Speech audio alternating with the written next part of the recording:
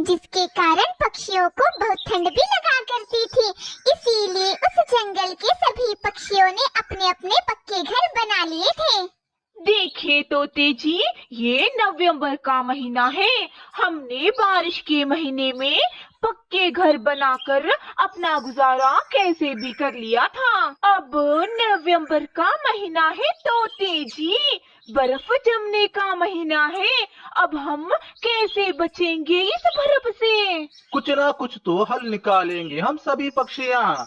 मैं जाकर सभी पक्षियों को इकट्ठा करता हूँ और कुछ उपाय निकालने की सोचता हूँ। ऐसा कहकर तोता वहाँ से चला जाता है। उस जंगल में कालू कौवा और सुंदरी कौवी भी रहा करते थे।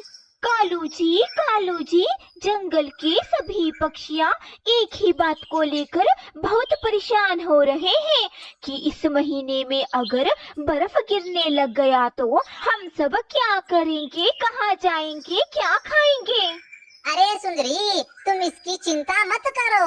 हम ना किसी लाचार और डरबुक पक्षी का घर छीन लेंगे और उस पर कब्जा कर लेंगे और उसमें आराम से रहने लग जाएंगे। तुम्हें याद तो है ना सुंदरी, किस तरह से हम दोनों ने मिलकर बारिश के मौसम में रानी चिड़िया के घर को अपना घर बना लिया था और उस घर में रहने लग गए थे और रानी चिड़िया को उसके ही घर से हमने बाहर निकाल दिया और उसमें आराम से रहने लग गए थे। हाँ, वो कैसे भूल सकती हूँ कालू जी। उस रानी चिड़िया का घर इतना कमजोर था कि वो एक ही रात में टूट गया और हम बेघर हो गए थे और पूरी रात बारिश में भीगते भीगते हम दोनों ने रात गुजारी थी। अब फिर से ऐसी कोई गलती मत कीजिए कालू जी। जरा मेहनत करना भी सीखिए अपनी जिंदगी में। हर वक्त उल्टा ही पड़े रहते हैं अपने घोंसले में। अब जाइए, झाड़ू पोछा लगाइए। अरे सुंदरी, तुम गुस्सा क्यों होती हो? मेरी आदतों से मैं भी तंग आ गया हूँ, मगर मैं क्या करूँ बेबी, मैं हूँ मेरी आदतों से मजबूर। बस कीजिए आप ये फिल्मी डायलॉग। पहले इसी फिल्मी डायलॉग की वजह से ही मैं आपके जाल में फंस गई थी, मगर अब मैं शानी हो गई हूँ, अब फंसने वाली नहीं हूँ। अरे सुंदरी, तू तो कब की फंस गई है मेरे जाल में। अब तू मेरी पत्नी है, पत्नी। यही तो मेरी जिंदगी की सबसे बड़ी गलती थी, जो मैंने आपसे शादी की। आप सबसे बड़े निकम्मे हो। अरे मेरी जान, इतना गुस्सा सेहत के लिए अच्छा नहीं होता। गुस्सा थूक दो, थूक दो। इस तरह से कालू कौवा अपनी पत्नी सुंदरी से बातें कर रहा था कि वहाँ तोता आ जाता है। कालू, अभी बस भी करो, कितना पटाओगे सुंदरी भाभी जी को? वो तो पहले से ही पट गई है। अभी चल कालू, जंगल में सभी पक्षियों को इकट्ठा करना है। क्यों तोते, जंगल के पक्षियों को क्यों इकट्ठा करना है? कालू, बर्फ की बारिश होने वाली है, यानी कि सर्दी का मौसम आने वाला है। इसीलिए सभी पक्षियों को इकट्ठा करना होगा, क्योंकि आगे की योजना बनानी है।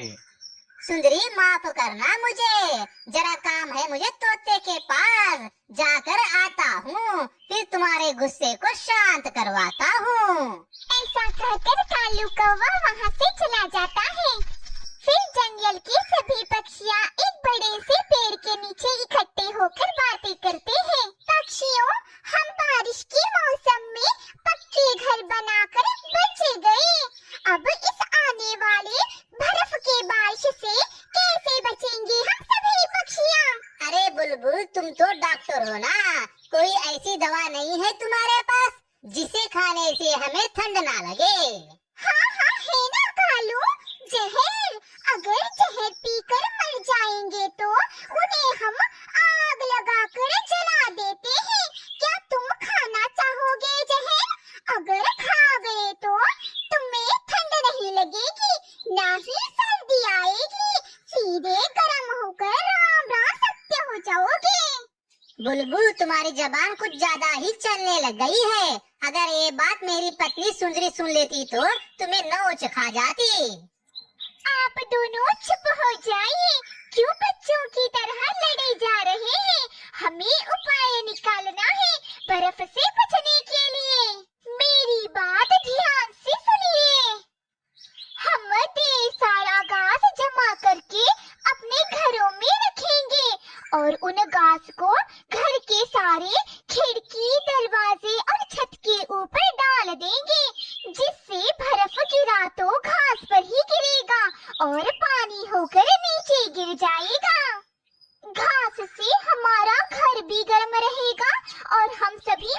चिड़िया भी गर्म रहेंगे। मगर चिड़िया, इतना सारा घास जमा कैसे करेंगे हम? ये तो बहुत मुश्किल का काम है। ये काम मुझसे नहीं हो पाएगा। कोई दूसरा उपाय बताओ। अरे कालू, हमारा जंगल तो हरा भरा जंगल है, तुम्हें घास तो हर दिशा में मिल जाएगा। तुम्हें सुंदरी भाभी से बचना है तो जल्दी से जल्दी घास इकट्ठा करो। ऐसा कहकर तोता वहाँ से चला जाता है। सभी जंगल की पक्षियाँ घास लाने निकल पड़ते हैं। सभी पक्षियाँ वहाँ से चले जाते हैं, मगर रानी चिड़िया वहीं रुक जाती है। और कालू कौवा रानी चिड़िया से कहता है, अरे मेरी बात तो कोई नहीं सुनता, सब अपनी मनमानी करते हैं। भला मैं अकेले इतना सारा घास कैसे लाऊंगा? अरे कालू भैया, आप कोशिश किए बिना ही हार क्यों मान जाते हैं? एक बार कोशिश तो कीजिए। मगर चिड़िया, तुम तो जानती हो ना, मुझसे काम नहीं होता है। मैं कोई काम नहीं करूँगा। मुझे काम करना पसंद ही नहीं है। आप और सुंदरी बहन मिलकर भी तो घास को इकट्ठा कर सकते हैं ना कालू भैया। जाइए और सुंदरी बहन से बात कीजिए कि वो आपका हाथ बटाइए घास ढूंढने में। ऐसा कहकर चिड़िया वहाँ से चली जाती है। कालू कौवा उड़ते उड़ते सुंदरी के पास जाता है और सुंदरी से कहने लगता है, सुंदरी, इस बर्फबारी से बचने के लिए चिड़िया ने ढेर सारा घास इकट्ठा करने को कहा है। घास इकट्ठा करने के लिए क्यों कहा है रानी चिड़िया ने? उस घास को हम इकट्ठा करके हमारे छत के ऊपर और दरवाजे के पीछे और खिड़की के पीछे लगाना होगा, जिससे हमें ठंड नहीं लगेगी, यानी कि उससे हमें गर्म लगेगा। बात तो सही कहा है चिड़िया ने। जाओ कालू, जाकर घास ढूंढो। अगर देर हो गई तो शायद जंगल के सभी पक्षियाँ घास ले जाएंगे। मगर सुंदरी, मैं अकेले इतना सारा घास इकट्ठा कैसे करूँगा, वो भी इतने कम समय में? मैं और तुम दोनों मिलकर घास इकट्ठा करेंगे तो जल्दी से घास इकट्ठा होगा। हाँ, क्या कहा आपने? मैं घास इकट्ठा करने आऊँ आपके साथ? हरगिज नहीं। सुंदरी हूँ मैं, सुंदरी। मैं कोई भी काम नहीं करूँगी। अगर तुम घास लाने में मेरी मदद नहीं करोगी तो मैं भी घास लाने नहीं जाऊंगा। हम बर्फ में जमकर मर जाएंगे तो ही ठीक रहेगा। मैं भी रोज रोज के तानों से तंग आ गया हूँ सुंदरी। सुबह जल्दी उठकर झाड़ू पोछा करता हूँ और हमारे लिए भोजन भी मैं ही इकट्ठा करता हूँ, और तुम महारानी की तरह अपने घोंसले में ही पड़ी रहती हो। ये सब काम करने से तो अच्छा है कि मैं बर्फ में जमकर मर जाऊँ। अगर आपको मरने की इतनी भी जल्दी है तो आप शौक से मरिए, मगर मेरे लिए घास लाकर मरिए। मैं जीना चाहती हूँ, अभी मेरी मरने की उम्र नहीं है। सुंदरी की बातें सुनकर कालू कौवे को गुस्सा आ जाता है और कालू कौवा वहाँ से चला जाता है। कालू कौवा रानी चिड़िया को ढूंढने लग जाता है। चिड़िया, अरे ओ चिड़िया, कहाँ हो तुम? क्या हुआ कालू भैया, आप मुझे क्यों ढूंढ रहे हो? मैंने तुम्हें कहाँ कहाँ नहीं ढूंढा चिड़िया। तुम्हें ढूंढते ढूंढते तो मेरे पंख दर्द करने लग गए, और तुमने कहा था कि सुंदरी को भी कहो कि वो भी मेरे साथ घास इकट्ठा करने में मेरी मदद करेगी। हाँ, कहा तो था कालू भैया। मगर सुंदरी मेरी बात मानने के लिए तैयार ही नहीं है। सुंदरी कहने लगी कि अगर बर्फ में जमकर मरना है तो तुम शौक से मरो, मगर मेरे लिए तो आपको ही घास इकट्ठा करना पड़ेगा। घास इकट्ठा करके आप कहीं पर भी जाके मर जाओ। आपकी बातें सुनकर तो लगता है सुंदरी बहन आपको इज्जत नहीं देती। हाँ चिड़िया, कुछ ऐसी ही है मेरी घर की हालत। सुंदरी के लिए मैं हर रोज झाड़ू पोछा करता हूँ और बर्तन भी साफ करता हूँ और दाने भी मैं ही इकट्ठा करता हूँ। सुंदरी तो घर में रानी महारानी की तरह अपने घोंसले में बैठी रहती है। ये सब आपकी गलती है कालू भैया। अगर आप बाहर काम पर जाते तो शायद आपकी ऐसी नौबत कभी नहीं आती थी। फिर भी मेरे पास आपके खातिर एक उपाय है। योजना? कैसी योजना चिड़िया? फिर रानी चिड़िया कालू कौवे के कान में योजना योजना बताने लग जाती है। क्या तुम्हें लगता है चिड़िया, इस योजना से सुंदरी बदल जाएगी? कोशिश करके तो देखिए कालू भैया। ठीक है चिड़िया, जैसा तुम कहो। रानी चिड़िया की बातें सुनकर कालू कौवा वापस अपने घर चला जाता है। कालू कौवा घर जाकर सोचता है, सुंदरी तो खराटे मारते हुए सो रही है। हाँ, मैं भी सो जाता हूँ। सुंदरी को सोते देख कालू कौवा भी सो जाता है। सुंदरी कौवी रात को जाग जाती है और कालू से कहने लगती है, कालू जी, मेरा भोजन कहाँ है? आप तो हर रोज भोजन मेरे आँखों के सामने ही रखते थे ना। कालू जी, कुछ तो जवाब दीजिए। कालू जी, लगता है कालू जी गहरी नींद में है, इसीलिए जवाब नहीं दे रहे हैं। फिर सुंदरी कौवी कालू कौवे के पास जाती है और कालू कौवे को जगाने लग जाती है। उठ जाइए ना कालू जी, मुझे बहुत भूख लगी है। क्या हुआ सुंदरी तुम्हें? इतनी जोर से मेरे कान में क्या कह रही हो? मेरा कान दर्द हो रहा है। कालू जी, मेरा भोजन कहाँ है? आप तो हर रोज भोजन मेरे आँखों के सामने ही रखते थे ना। कालू जी, कुछ तो जवाब दीजिए। कालू जी, वो तो मैं नहीं लाया सुंदरी। अगर तुम घर के काम करोगी तो मैं तुम्हारे लिए भोजन लेकर आऊंगा। अगर घर के काम मैं ना करूँ तो? मैं घर के सारे काम संभालूंगा, तुम जाकर भोजन लेकर आना। पूरी घर की जिम्मेदारी तूने मेरे सर पर डाल रखी है, कुछ तो जिम्मेदारी तुम्हारे सिर पर लो सुंदरी। अरे मेरे कालू जी की जबान बहुत चलने लगी है। इससे पहले तो मेरा सारा कहना मानते थे, ये अचानक आपको क्या हो गया कालू जी? मुझे अकल आ गई है, मैं बाहर जाकर काम करूँगा और भोजन भी लेकर आऊँगा। और घर के काम कौन करेगा कालू जी? घर के काम मेरी पत्नी संभालेगी, जिसे मैंने घर संभालने के लिए शादी किया है। तो आप कहना क्या चाहते हैं कालू जी कि घर के काम मैं करूं? सुंदरी हूँ मैं सुंदरी, मैं कोई काम नहीं करूँगी। ना मैंने पहले काम किया है, ना आज करूँगी, ना कल करूँगी। मैं झुकूंगी नहीं। तो फिर ठीक है सुंदरी, मैं घर के सारे काम करूँगा और भोजन भी लेकर आऊँगा। तुम भूखी घर पर ही पड़े रहना। कालू कौवा मन ही मन सोचता है, अब देखता हूँ कैसे नहीं करती घर के काम। भूख लगने पर तो इसे चूल्हा लगाकर खाना पकाकर खाना ही होगा। वैसे तो अच्छा हुआ कि मैं बाहर से कुछ दाने खाकर घर आ गया था, वरना मैं भूखा रह जाता। अब सो गया तो अच्छी नींद आएगी। ऐसा सोचते हुए सुंदरी कौवी को देखकर हंसते हंसते सो जाता है। अरे कालू जी तो फिर से सो गए। क्या कालू जी को भूख नहीं लगी? रात भी हो गई है, मेरे पेट में गुड़-गुड़ की आवाज भी आने लगी है। अब मैं क्या खाऊंगी? उठ जाइए ना कालू जी, मुझे बहुत भूख लगी है। मुझे खाना पकाना नहीं आता, आप तो जानते हैं ना। कुछ घंटे बीत जाते हैं। अब मुझसे ये भूख बर्दाश्त नहीं हो रही है। घर पर जो है उसी से कुछ बनाकर खा लेती हूँ। फिर सुंदरी कौवी चूल्हा जलाती है।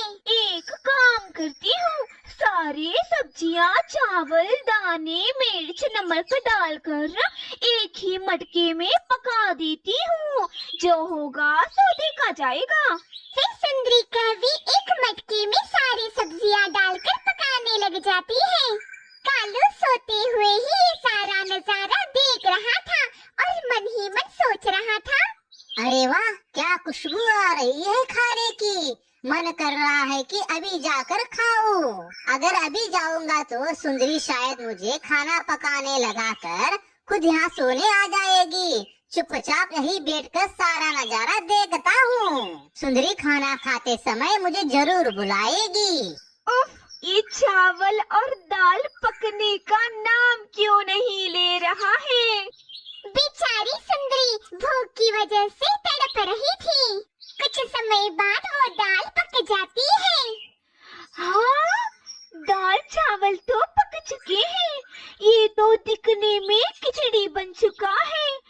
हाँ, खुशबू बहुत अच्छी आ रही है, जल्दी से परोसकर खा लेती हूँ। फिर सुंदरी कवि परोसकर खाने ही वाली होती है, फिर वो सोचने लगती है, कालू जी भी भूखे ही हैं। बिना भोजन के वो मुझे कभी भी सोने नहीं देते थे। आज मैंने पहली बार कुछ बनाया है, कालू जी के साथ बैठकर खाती हूँ। ऐसा सोचकर सुंदरी कवि खिचड़ी को कालू कवि के पास ले जाती है। कालू जी उठ जाइए, भोजन कर लीजिए। हाँ सुंदरी, मुझे भी बहुत भूख लगी है। कालू जी, ये देखिए, मैंने कुछ बनाया है हमारे लिए। ये तुमने बनाया है सुंदरी? तुम्हें तो खाना पकाने नहीं आता है ना, फिर तुमने ये कैसे किया?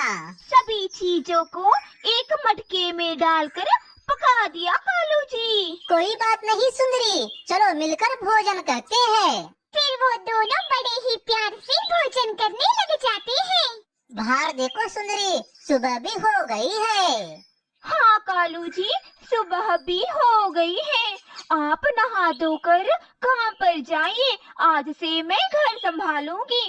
कल रात मुझे समझ आ गया कि आपको कितनी तकलीफ होती है घर संभालने में। तब तक मैं घर की साफ सफाई कर लेती हूँ, फिर हम दोनों मिलकर घास इकट्ठा करने चलेंगे। तुम मेरी ही सुंदरी हो ना? कहीं मैं सपना तो नहीं देख रहा? ये सपना नहीं, हकीकत है कालू जी। जाइए, जल्दी जाइए। कालू कौवा अपनी पत्नी सुंदरी को बदलते हुए देख बहुत खुश हो जाता है। फिर वो दोनों घास इकट्ठा करने निकलते हैं। अरे कालू, तेरी पत्नी सुंदरी आज घर से बाहर कैसे निकल आई? मैं तो समझती थी कि ये गोशा की बीबी है। तू कौन होती है जो मुझे ऐसा नाम रखने वाली? गोसा की बीबी? मैं गोसा की बीबी नहीं हूँ, मैं कालू की बीबी हूँ। कालू जी, आपने देखा एक गंदी आँख वाली बुलबुल मुझसे किस तरह से बातें कर रही है? बुलबुल, सुंदरी आज घर से बाहर निकली है, प्लीज उससे थोड़े अच्छे से बात करना। क्यों कड़वी कड़वी बातें कर रही हो उससे? अरे कालू, मैं तुम्हारी पत्नी सुंदरी से कड़वी बातें क्यों करूंगी भला? मैं तो बस बता रही थी कि तुम्हारी पत्नी आज बाहर कैसे निकल आई। बुलबुल, सुंदरी मेरे साथ घास इकट्ठा करने के लिए आई है। ये क्या कह रहे हो कालू? तुम्हारी पत्नी काम करने के लिए घर से बाहर निकली है? कहीं मैं सपना तो नहीं देख रही हूँ ना? अरे बुलबुल, सुंदरी के सामने क्या क्या बके जा रही है। अगर सुंदरी को गुस्सा आ गया तो सुंदरी यहीं पर झगड़ा करने लग जाएगी। पहले सुंदरी को यहाँ से ले चलता हूँ। बुलबुल, हमें घास लाने में देर हो रही है, हम चलते हैं। सुंदरी, चलो यहाँ से, हमें देर हो रही है। ऐसा कहकर कालू कौवा सुंदरी कवि को वहाँ से ले जाता है। कालू, मेरी बात तो सुनो। कालू जी, आपने सुना वो गंदी आंख वाली बुलबुल मेरे बारे में क्या क्या बके जा रही थी? मेरा तो मन कर रहा था कि उसकी जुबान नोच लूं। सुंदरी, इतना गुस्सा ठीक नहीं है। वो बुलबुल थोड़ी पागल है, इस तरह से वो सभी पक्षियों से बहकी बहकी बातें करती है। तुम उसके बातों पर ज्यादा ध्यान मत देना। चलो सुंदरी, हम घास इकट्ठा करते हैं। फिर कुछ ही देर में कालू कौवा और सुंदरी कवि दोनों मिलकर ढेर सारा घास इकट्ठा कर लेते हैं। फिर वहाँ उन दोनों के पास रानी चिड़िया भी आ जाती है। सुंदरी बहन, कालू भैया, आप दोनों ने मिलकर इतने सारे घास इकट्ठे कर लिए। हाँ चिड़िया, देखो कितना सारा घास इकट्ठा किया है मैंने। सुंदरी, आप क्यों हाँ सुंदरी कह रहे हो कालू जी? चिड़िया, कालू जी और मैंने दोनों ने मिलकर इन सारे घासों को इकट्ठा किया है। ये देखकर बहुत अच्छा लग रहा है सुंदरी बहन कि आप दोनों ने मिलकर घास इकट्ठा किया है। अगर कालू भैया अकेले ही करते तो शायद उन्हें बहुत परेशानी होती। आप दोनों को एक साथ देकर मुझे बहुत खुशी हो रही है। मुझे जाने में देर हो रही है सुंदरी बहन, अभी मैं चलती हूँ। चिड़िया वहाँ से चली जाती है। चलो सुंदरी, हम भी घर चलते हैं। फिर वो दोनों भी घास को लेकर वहाँ से उड़ जाते हैं। घर जाती वक्त सुंदरी कौवे और कालू कौवे को बुलबुल फिर से मिल जाती है। अरे आज सूरज कहाँ से उगा है? ये मैं अपनी आँखों से क्या देख रही हूँ? सुंदरी घास काट कर ले आ रही है। पागल बुलबुल। हाँ, सुंदरी, मैंने तुम्हें कहा था ना, तुम इसकी बातों पर ध्यान मत दो। चलो यहाँ से। बुलबुल को बिना जवाब दिए कालू कौवा और सुंदरी कौवी वहाँ से चले जाते हैं। कालू कौवा और सुंदरी कौवी घर आ जाते हैं। कालू जी, अब तो हमने ढेर सारा घास भी जमा कर लिया है। चलिए इन घास को छत के ऊपर दरवाजे के पीछे और खिड़की के पीछे रख देंगे। ठीक है, चलो वो भी काम आज ही निपटा देते हैं। फिर कुछ ही देर में कालू कौवा और सुंदरी कौवी अपना पूरा घर घास से भर देते हैं। कालू जी, कल हम हमारे लिए गर्म कपड़े खरीदने जाएंगे और ढेर सारा अनाज भी इकट्ठा करेंगे। जब बर्फ की बारिश होने लगेगी तो हमें बाहर जाकर अनाज ढूंढने की जरूरत नहीं पड़ेगी। इसी तरह से कुछ दिन बीत जाते हैं। अब उस जंगल में बर्फ